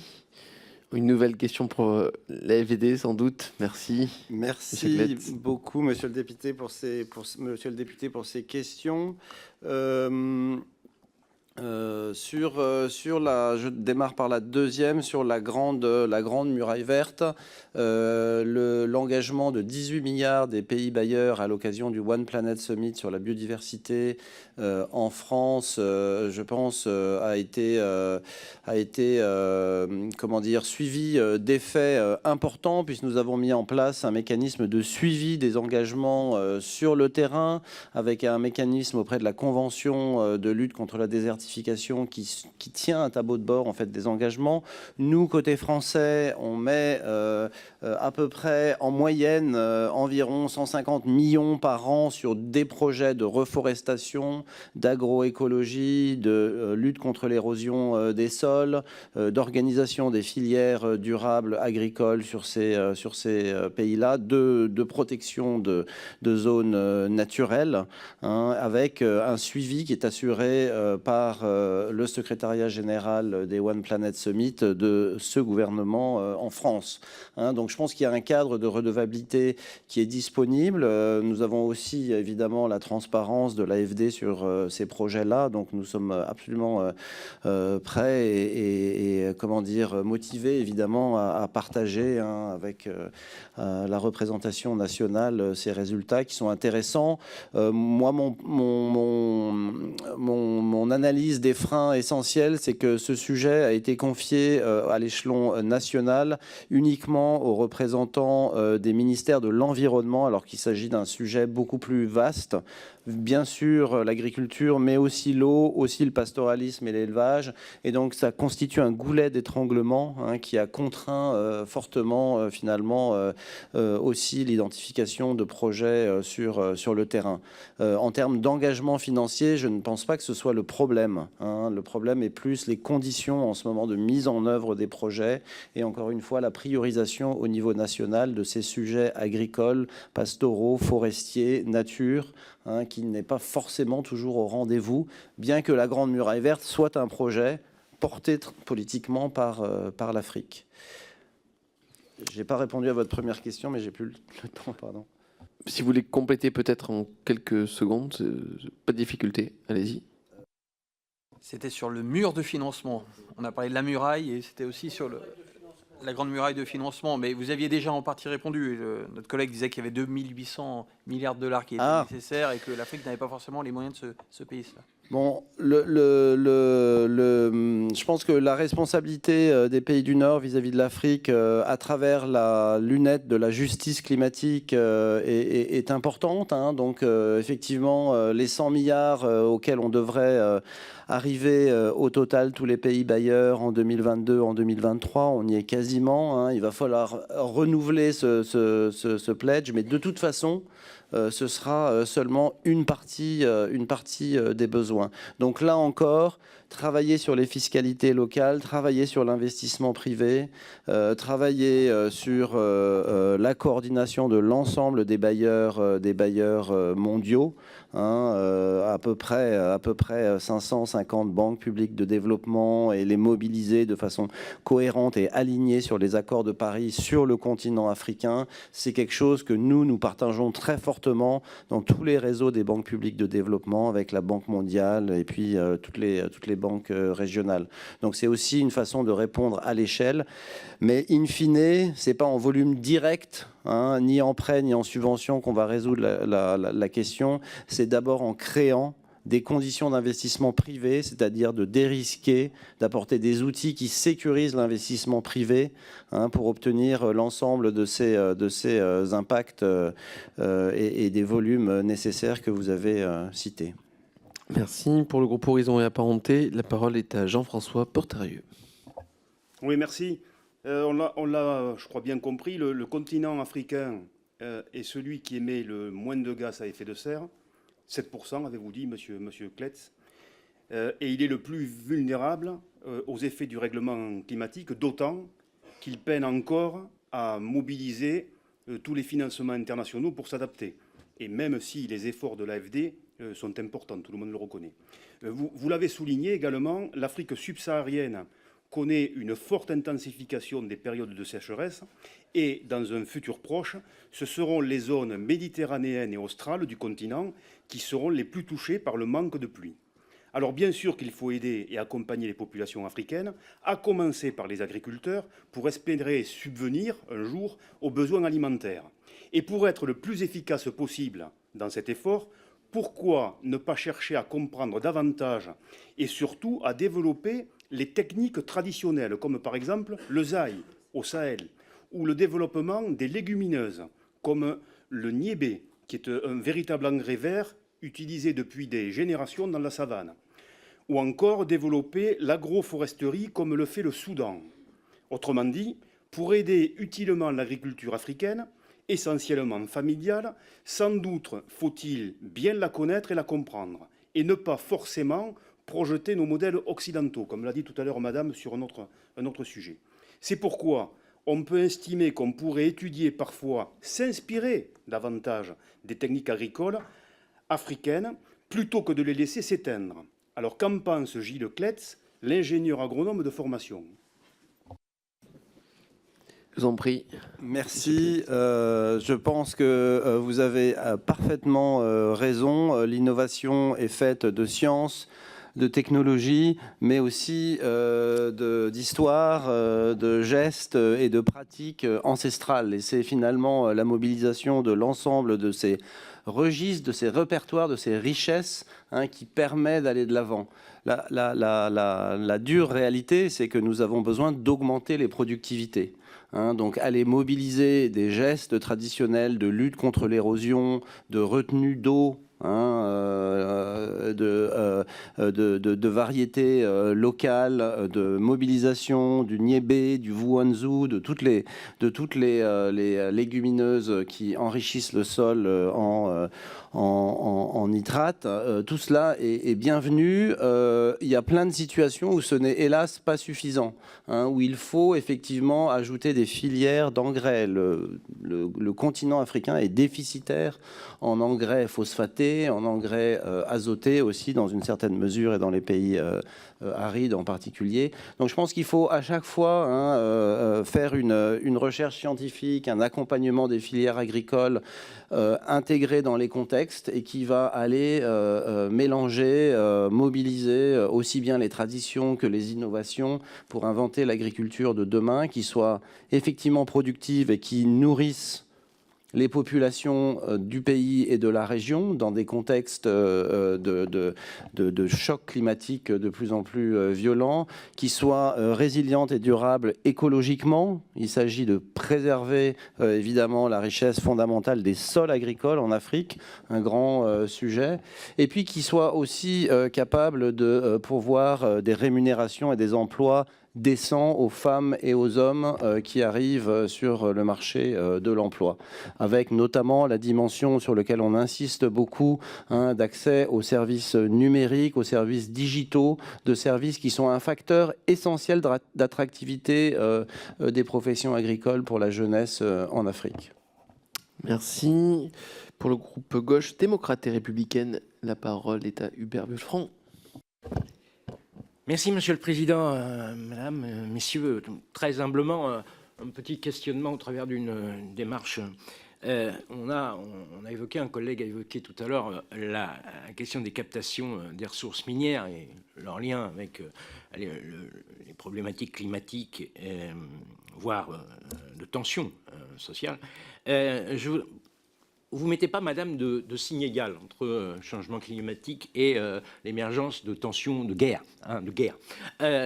J'aurais tendance à en mettre entre la guerre et la croissance des inégalités. Et je voudrais vous interroger en matière de croissance des inégalités autour du régime des sols, pour poursuivre un petit peu, mais peut-être de manière moins technique, notre conversation autour de l'agriculture.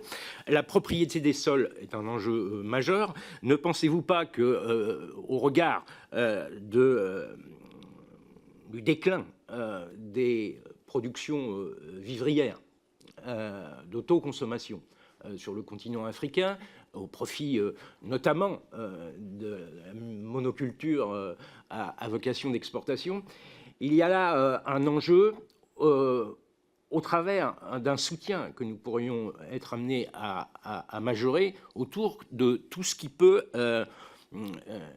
équivaloir à une certaine réforme agraire, ou du moins à une tendance à une réforme agraire qui, somme toute, pourrait, en redonnant de la justice en matière de propriété des sols, aussi contribuer à la lutte contre le réchauffement climatique pour redonner en fait le pouvoir aux populations locales sur la propriété des sols.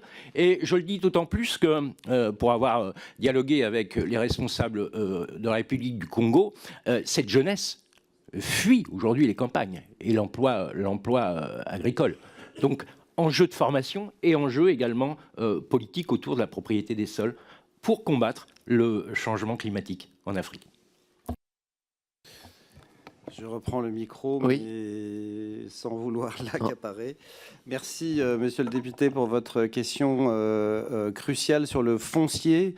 À peu près les 500 à 800 millions d'euros que nous commettons pour le secteur agricole chaque année dans le monde, vous en avez plus de 70% qui sont en Afrique et quasiment 95% qui sont sur la petite agriculture familiale.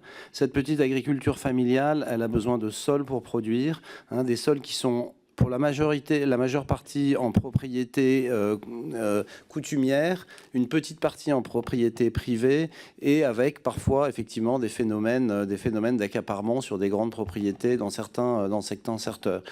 Au Sénégal, par exemple, nous finançons le foncier sur les périmètres d'aménagement en agriculture irriguée sur le delta du fleuve Sénégal depuis plus de 30 ans.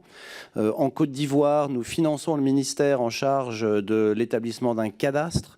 Donc nous travaillons sur ces questions foncières avec des approches très ouvertes. Il n'y a pas de solution unique, ni la privatisation, ni seulement le coutumier. Il faut sécuriser l'accès au foncier tout en respectant à la fois les traditions et à la fois les besoins de rendre les petits agriculteurs bancables, puisque le coutumier, c'est aussi pas de titre foncier, donc c'est compliqué d'emprunter. Voilà, donc nous travaillons activement sur ces questions pour s'assurer dans des conditions africaines d'une agriculture productive, familiale, écologiquement durable et dont les ressources foncières sont effectivement sécurisées. Je vous en prie. Peut-être toujours sous casquette énergétique. On a beaucoup parlé donc de la question des énergies fossiles, mais il faut aussi se rappeler que pour le continent africain, la question des énergies renouvelables et notamment des biocarburants est aussi une question qui se pose sur le plan agricole, puisqu'elle entre en compétition dans certains cas avec des cultures vivrières qui sont destinées à la population ou des cultures qui sont destinées simplement à l'exportation, mais qui concernent de l'alimentation. Et donc là aussi, on a un curseur à placer entre les effets de la transition, à la fois pour le continent africain, ce qui est possible en termes d'agriculture vivrière, et puis la compétition entre usages, qui concerne aussi, bien sûr, cette propriété des sols. Nous passons donc aux questions d'1 minute, Madame la vice-présidente. Merci, Monsieur le Président. Donc, effectivement, il me revient, pour conclure cette séance qui est censée terminer à 20h, de donner la parole aux députés à titre individuel. J'ai 6 demandes de parole. Je vais vous demander des questions brèves d'1 minute et qu'on va enchaîner les unes après les autres. Et ensuite, Madame, Messieurs, vous aurez quelques minutes pour répondre et le Président Gassilou conclura. Donc, la parole est d'abord à Madame Sophie Panonacle pour une question d'1 minute. Merci Madame la Présidente. En Afrique de l'Ouest, un tiers de la population vit à moins de 100 km des côtes. Or, ces côtes faibles en altitude sont extrêmement vulnérables à l'érosion côtière. La Banque mondiale a lancé en 2018 le programme WACA afin d'apporter soutien et financement à des pays côtiers d'Afrique de l'Ouest, dont l'AFD est notamment partenaire. Les investissements sont fléchés vers la construction d'infrastructures grises ou ouvrages de protection, le développement d'infrastructures vertes, c'est-à-dire des solutions fondées sur la nature, et le déplacement des habitants, c'est-à-dire la mise en place de stratégies d'adaptation des communes littorales, par exemple par l'aménagement urbain. L'observation du littoral est assurée par la mission MOLOA, sachant que le CEREMA pilote la contribution française en assurant la formation des acteurs locaux. Pouvez-vous nous faire part de l'avancée de ces travaux, peut-être leur coût?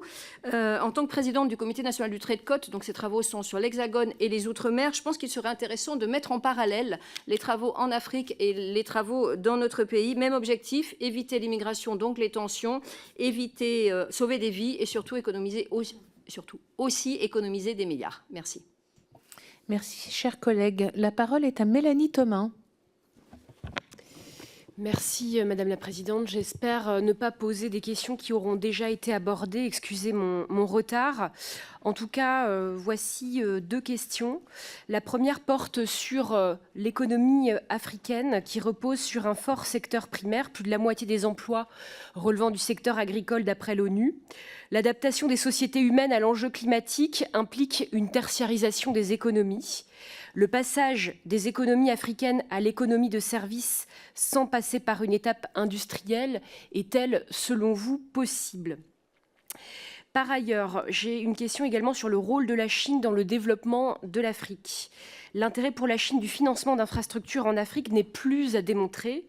La vision de ces investisseurs chinois est-elle complémentaire ou antagoniste à celle de la France, et en particulier de l'AFD, tant en termes d'intérêt économique et stratégique que de vision du développement du continent, notamment au regard de la transition écologique? Je vous remercie. Merci Madame Thomas. La parole est à Éléonore Carrois. Merci Madame la Présidente. Cela a été rappelé, les experts du GIEC considèrent que l'Afrique est le continent le plus vulnérable au changement climatique, bien qu'il n'y contribue que très marginalement. Baisse des précipitations, augmentation des températures, sécheresse, etc. Tout cela entraîne une baisse de la production alimentaire en Afrique, on en a parlé un peu. Pourtant, les plus grandes terres arables de la planète qui sont en Afrique, ce continent ne devrait pas souffrir de la faim, mais 2 tiers des personnes qui y vivent ne peuvent se nourrir correctement. Elle est en effet particulièrement touchée par le changement climatique et les conflits qui représentent les 2 principales causes de faim dans le monde. Lors du sommet africain qui s'est tenu à Nairobi en septembre dernier, les États ont notamment conclu que l'adaptation de leur système alimentaire pouvait répondre à l'urgence climatique. Donc ma question s'adresse particulièrement à vous, messieurs Pécassou et Clates. Quelles sont les actions de l'IRD et de l'AFD pour lutter contre la faim en Afrique? Je vous remercie. Merci Madame Carrois. La parole est à Jérôme Buisson. Oui, Monsieur le Président, Mesdames, Messieurs, chers collègues, je vous remercie pour cette présentation. J'aimerais aborder la question des métaux stratégiques.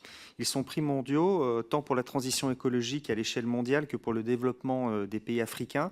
Certains pays en sont très richement dotés, comme par exemple le Congo avec le cobalt. Nous devons relever à ce titre plusieurs défis, celui du développement de ces pays, qui sera la solution de long terme pour arriver à la très forte réduction des flux migratoires, celui économique de l'accès à ces matières stratégiques pour notre industrie et celui stratégique d'empêcher tant un monopole de pays comme la Chine sur ces matières qui leur donneront un moyen de pression sur notre pays que la mise en place de la stratégie de prédation et de dépendance envers les pays africains producteurs. Donc, mesdames, messieurs, pouvez-vous donc élaborer sur le rôle que ces matières joueront dans le développement de l'Afrique et ainsi, comment pourrions-nous articuler l'impératif du développement africain avec nos intérêts économiques et stratégiques? Merci, Monsieur Buisson. La parole est à Alain David. Merci Madame la Présidente, Messieurs les Présidents de Commission, Madame, Monsieur, chers collègues. Merci de vos présentations. J'ai eu l'honneur de présenter avec mon collègue Frédéric Petit un rapport lors de la dernière législature qui faisait un point sur les impacts du dérèglement climatique sur les risques de conflits dans le monde. Nos conclusions, d'ailleurs, et nos propositions restent pertinentes. Cette table ronde fait également écho à notre actualité parlementaire et je souhaiterais rappeler les déclarations de Filippo Grandi, patron de l'agence onusienne du Haut Commissariat aux réfugiés, lors de la présentation du dernier rapport du HCR qui pointait la hausse spectaculaire du nombre de réfugiés et déplacés. Il avait sensibilisé les dirigeants internationaux à convaincre leur opinion publique qu'il existe des personnes qui méritent une protection internationale du fait des conflits, de la persécution, des discriminations, des violences souvent mélangées à d'autres motifs comme le changement climatique. Ma question sera donc simple. Comment peut-on inciter les pays africains à agir en faveur du climat en tenant compte de leurs nécessaires demandes de modernisation et de développement sans leur imposer les mêmes contraintes qu'aux pays riches et développés, et tout cela sans apparaître comme des donneurs de leçons? Merci, Monsieur David. Je donne la parole à Stéphanie Galzi. Merci Madame la Présidente. Mes chers collègues, le continent africain continue sa progression démographique avec 1,4 milliard d'habitants en 2023 contre 1 milliard en 2010 et environ 818 millions en 2000. Les modifications climatiques vont avoir des effets notamment sur la santé de ces habitants par l'augmentation des maladies et des décès liés à la hausse des températures trop élevées et ceci entraînera également des conséquences alimentaires, notamment sur les ressources en eau et sur l'agriculture. Si l'Afrique ne trouve pas une solution pour régler cette problématique, cela risque de nous toucher de plein fouet par l'augmentation d'une immigration clandestine supplémentaire. Pourtant, le continent africain est riche en énergie fossile et peut développer ses ressources dans des énergies propres comme l'énergie solaire. L'électrification de l'Afrique devrait être une priorité. Comment développer le potentiel d'énergie renouvelable de ce continent? Je vous remercie. Merci. Et une demande de prise de parole s'étant rajoutée. La dernière prise de parole est pour Huguette Tienia. Merci. Ma question concerne les volets formation. Les pays africains ont bien sûr besoin d'investissement et c'est ce que les États européens, et notamment en France, à travers l'AFD, que nous mettons en œuvre pour soutenir ces pays africains. Mais il me semble aussi que l'Afrique est regorgée de jeunesse qui a besoin aussi d'être formée sur les enjeux liés au climat. Et je sais que ces formations n'existent pas forcément dans les pays d'Afrique. Et je voulais savoir si ces financements, ces fonds qui sont à destination de ces pays sur le volet écologie, est-ce que des formations sont prévues? Parce que ce serait important qu'il y ait une main-d'œuvre formée pour s'approprier de toutes ces technologies, notamment sur le volet agricole, mais aussi sur le volet de l'énergie. Je vous remercie. Merci, chers collègues, d'avoir bien respecté la règle, ce qui va laisser du temps à nos intervenants pour vous répondre. Disons 3 minutes chacun, ce serait bien. Voilà, c'est beaucoup de questions et peu de temps pour répondre, mais vous avez la parole.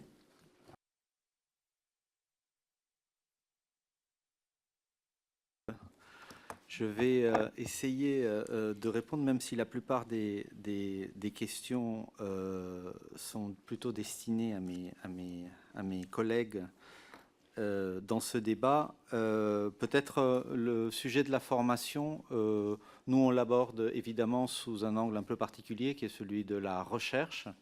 On finance des thèses, on finance des masters, on le fait en France, on le fait en Afrique.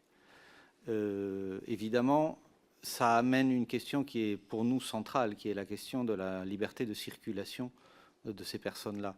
Et évidemment, toutes les questions qui touchent à cette liberté de circulation et à la politique de visa a un impact, je dirais, très important sur ce qu'on fait, sur notre dispositif. Donc on plaide auprès de nos tutelles, ministère de la Recherche et ministère des Affaires étrangères, pour que cette partie-là ne soit pas trop impactée, pour pouvoir continuer à accueillir les chercheurs africains de demain qui sont aussi ceux qui vont apporter des solutions à l'Afrique. La députée Kouaroua, sur ce qu'on fait, je dirais, en Afrique, je l'ai dit peut-être un peu rapidement, c'est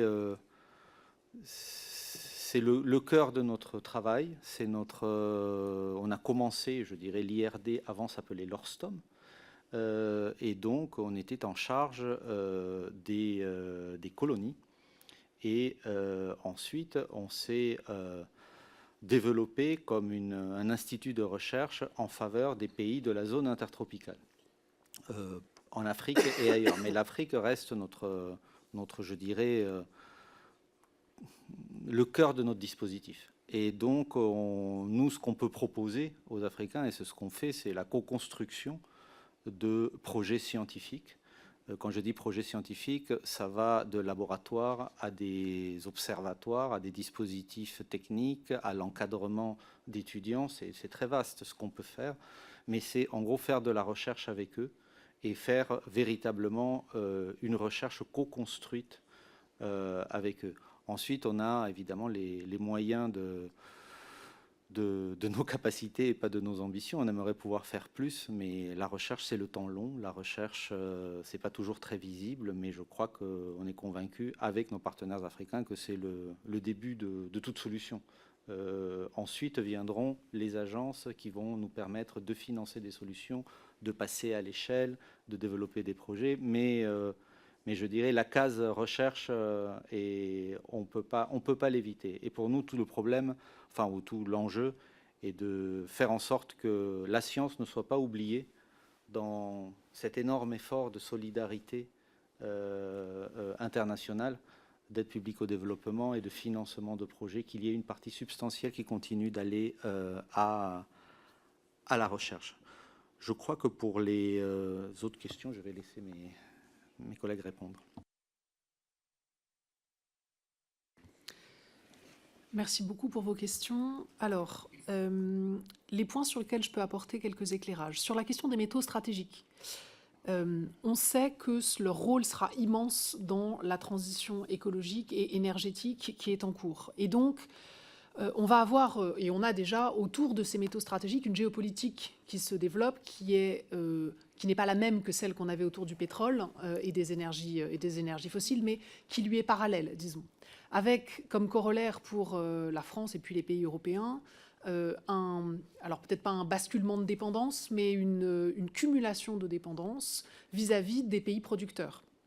Donc oui, bien sûr, la France a des intérêts vis-à-vis des pays qui sont producteurs de ces métaux stratégiques.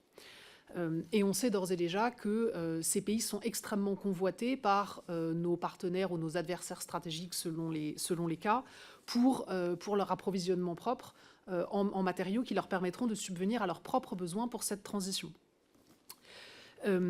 Ça rejoint la question finalement sur la présence de la Chine en Afrique. Quand on a, alors je ne l'ai pas avec moi, mais quand on a superposé cartographiquement les investissements chinois en matière d'infrastructure avec leur intérêt pour des matériaux stratégiques présents en Afrique, eh bien on se rend compte que les deux cartes se recoupent quasi parfaitement. La Chine investit dans des pays qui sont à même de lui fournir des matériaux stratégiques dont elle a besoin pour son propre développement et pour sa propre transition énergétique. Donc là, sans être aujourd'hui directement dans une logique de conflit, de confrontation, on est dans une logique de compétition à une échelle africaine entre la Chine et d'autres États, dont la France. Comment est-ce qu'on développe le potentiel en énergie renouvelable de ce continent ? Alors là, j'aurais une réponse qui consiste à dire qu'il faut territorialiser. C'est-à-dire qu'il n'y a pas de solution globale à l'échelle du continent africain qui existe et qui marche pour tout le monde. Les solutions sont locales et donc à différentes échelles, mais on ne peut pas avoir par exemple une solution solaire pour l'intégralité du continent africain. À chaque État, à chaque région, eh bien, le modèle de transition énergétique doit s'adapter aux réalités locales. Dans certains cas, ça peut être du hors-réseau total avec des villages qui s'organisent autour d'un panneau solaire ou d'une infrastructure qui va être, par exemple, des espèces de sortes de marmites qui sont multifonctionnelles et qui fonctionnent à l'énergie solaire. Dans d'autres cas, pour alimenter un réseau de petites industries, il va falloir la construction d'un petit réseau électrique local. Ça dépend vraiment des configurations locales. Et donc là, il faut de la recherche de terrain et des entreprises qui soient prêtes à adopter des solutions, disons, faites sur mesure pour les besoins du territoire. Merci, mesdames et messieurs les députés, pour ces questions. De façon un petit peu lapidaire, j'en suis désolé. Sur la gestion du trait de côte et la protection des installations humaines et des écosystèmes sur le trait de côte, nous sommes partenaires financiers, techniques et scientifiques de l'initiative WACA avec la Banque mondiale. Donc je mets avec plaisir à votre disposition les différents projets que nous avons financés sur la lagune à Lomé, sur la protection de Saint-Louis, sur les études aussi que nous avons conduites avec différents organismes scientifiques. Je crois que le Conservatoire du littoral était aussi impliqué, hein, donc bien volontiers pour s'engager. Nous considérons que ce projet est pilote et exemplaire en coordination régionale, sciences, décisions, aménagement local, financement. Hein, donc c'est une chaîne d'ensemble qu'il faut considérer. La question de la tertiarisation de l'économie, une excellente question. Je dirais, hélas, historiquement, le secteur agricole a pâti de son image un petit peu de secteur rétrograde qui n'est pas moteur du développement, et l'Afrique en souffre actuellement. Donc attention à ne pas sous-investir le secteur agricole. Il reste au cœur de l'économie africaine, c'est important à dire. Et effectivement, sur les réseaux digitales, sur le service bancaire et financier, son accès à tous et toutes. Voilà, il y a des secteurs tertiaires qui se développent bien, mais je pense qu'on ne fera pas forcément l'économie de toutes les industrialisations en Afrique, pardon. Sur la Chine, vous avez en tête 43% de la dette souveraine africaine est détenue par la Chine, qui s'est rendu compte de problèmes de solvabilité de cette dette ces dernières années. Et donc, en fait, les investissements chinois en Chine se sont brusquement asséchés ces 2 à 3 dernières années. Hein, donc, la situation change rapidement. Et en termes d'opportunités d'investissement sur les infrastructures, etc., les Européens, la France en particulier, jouent toujours la carte de la qualité, de l'exigence sociale et environnementale. Et globalement, hein, vous avez quand même sur nos investissements, même si on est dans le cadre du net délié, ce qu'on appelle des taux de retour, c'est-à-dire en gros des marchés nationaux sur l'international, remportés par des entreprises françaises qui restent très élevés, hein, de l'ordre de 70%, 80% pour les marchés internationaux. Voilà, tout en jouant sur les spécifications de qualité. Les actions... Madame Carrois, sur la résilience alimentaire, vous avez parfaitement raison. Vous savez toutes et tous que plus de 800 millions de personnes dans le monde souffrent de la faim, une grosse proportion en Afrique. Hein, donc l'ensemble de nos activités, en gros 400 millions par an sur l'agriculture, concourt en fait à lutter contre ces insuffisances alimentaires, nutritionnelles.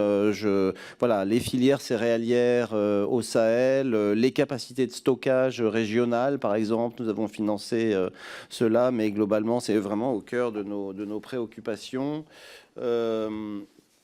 Formation, on y a répondu. Vous dire aussi en termes de formation, quelque chose d'important dans nos activités, c'est le fait qu'on implique systématiquement la science, les citoyens, les associations, les ministères localement, hein, dans tous les débats sur les transitions énergétiques ou les questions d'énergie en Afrique. Ce n'est pas des experts européens ou français qui viennent dire la science, hein, c'est plutôt un accompagnement et une co-construction.